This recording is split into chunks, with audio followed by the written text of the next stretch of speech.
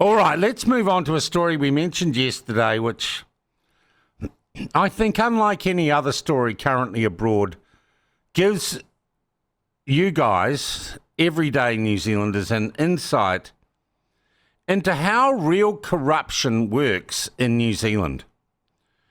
We don't have the mafia standing over people unless we're talking about the iwi. But we do have an acceptance that you can get inside a system and then milk it for all it is worth. Have you always wanted to visit India, but the hassle of planning and the intensity of group schedules is putting you off?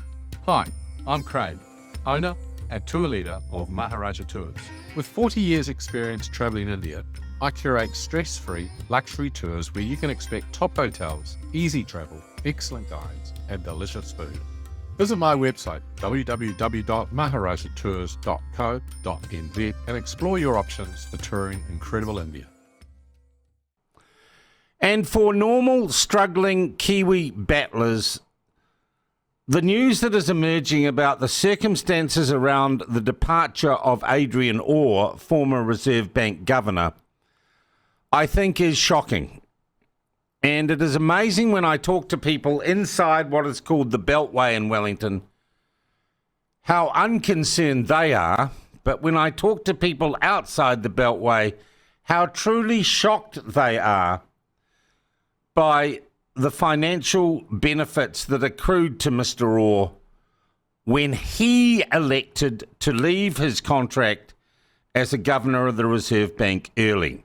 Before we talk to our guest about this, I just want to make the facts as they're emerging clear to you.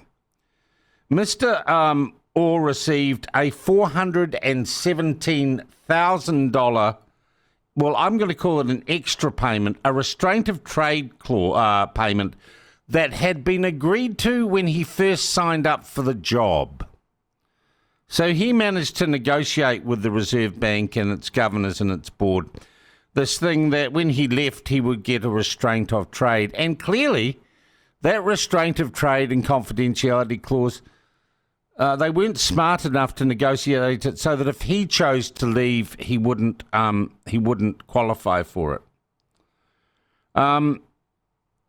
He also managed to negotiate that no one would say anything nasty about him if he left. But of course, he left because he was having an argument over the budget in the bank. So he walks away, he gets paid $416,000 restraint of trade payment, even though he couldn't go and trade as a Reserve Bank governor anywhere else. The purpose of the clause under which the money was paid, according to the Reserve Bank, was to protect confidential information he was privy to as governor. Well, actually, there would have been a raft of other legal obligations on Mr. Orr, which would have stopped him from breaching that confidence. He didn't need to be paid to do what he was legally required to do, and that was shut the F up about confidential information he received as an employee of the Reserve Bank. The Reserve Bank indicated the bank's board had the discretion to impose the restraint of trade conditions on departing governors in return for such payments since 2012, but it's not clear as if any other Reserve Bank governor has ripped off the taxpayer, that's my words, to that extent. There are further details of the deal, but the Reserve Bank doesn't want to disclose them. It says you can ask under the Official Information Act, and we will provide that information as soon as possible under this process. Well, as soon as possible is right frickin' now, Reserve Bank. There is nothing that says you have to wait 2 weeks or a month to provide information under the Official Information Act. But the 2-page exit agreement that Orr got was released yesterday, and it makes clear Orr was also paid 2 months' salary in lieu of notice, even though it was him who was quit, in addition to his salary up to March 31st. So, God, the numbers would make most normal people's eyes water. Is this normal? What normally happens when you quit a job? What are the rules? And if this isn't normal, how unusual is it? Employment lawyer Andrew Shaw works for Lane Neave Lawyers, and I thought I should call in an expert, so I've got one. He joins us on the line now. Andrew, good morning to you. Yeah, good morning. hell of a deal. It's not bad, is it? No. Is it unusual in the world of corporates? No, it's not. And especially at the senior executive level, this is more and more common. It seems, look, I just can't see another Reserve Bank that would be in competition with our Reserve Bank that he could go and work for. So why do you have to restrain his trade?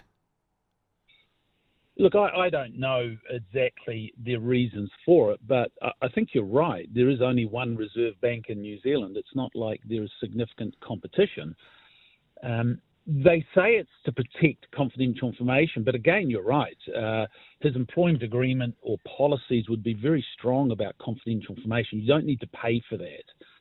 Well, I mean, I look at people when I leave, yeah. I don't talk about my old employee. I don't share their confidential information. That's actually a legal requirement of me, even if I don't work for them anymore, isn't it? Oh, exactly. But it's really, is this a restraint to trade payment? That is, are they asking him not to work for any competing, which I don't know what competing bank there is, or any other financial institution for a period of time? And I'm not certain as to why they need that in this case. All right. Well, I'm sorry. Andrew, also when you resign, when you're the person who walks away from the job, I think most reasonable people would think, well, any sort of termination stuff, you kind of forfeit, don't you, under those circumstances, because it's you who's pulled the plug. Look, you're right. I mean, resignation is a unilateral act. I'm resigning and I'm leaving. Unless the employer really needs to protect something beyond the termination of employment, it should just be simply, I provide my notice, I either work it out or I'm paid in lieu, and I go get another job. So there must be something more here the Reserve Bank needs to protect as to why they've got this clause in the employment agreement and why they're paying them this amount. Yeah. Well, they admitted that they had an agreement not to slag each other off, but of course that all went awry. And that's probably why Mr. Quigley, who carried on from Mr. Orr lost his job. How common are disputes when people resign? Or is it pretty clear-cut?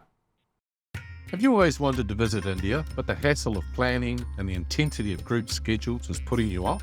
Hi, I'm Craig, owner and tour leader of Maharaja Tours. With 40 years experience travelling India, I curate stress-free luxury tours where you can expect top hotels, easy travel, excellent guides and delicious food. Visit my website www.maharajatours.co.nz and explore your options for touring incredible India.